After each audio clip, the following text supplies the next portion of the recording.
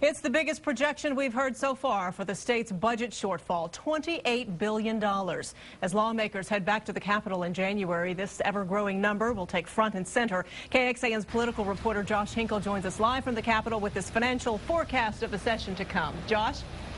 Leslie, we've heard anything from $11 billion to $25 billion already thrown out there when talking about this budget deficit. And now a lawmaker from right here in Austin says we might not be stopping there.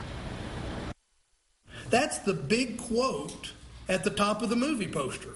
Texas legislature opens January 11th.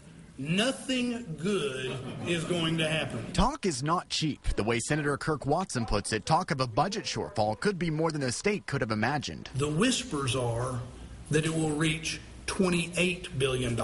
Too soon to be certain. The state comptroller won't release the official number until the day before the session starts in January.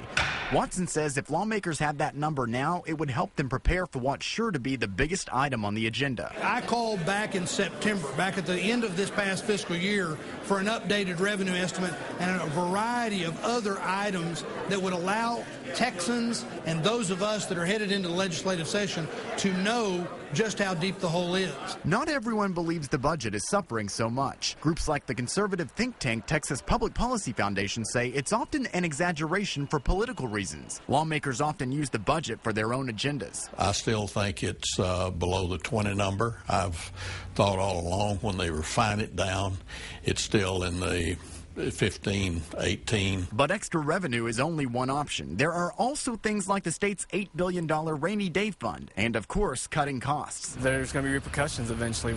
You cut so deep that more people are going to start feeling it. Don't cut Medicaid. Don't cut children's health programs. Don't cut education. Be gentle.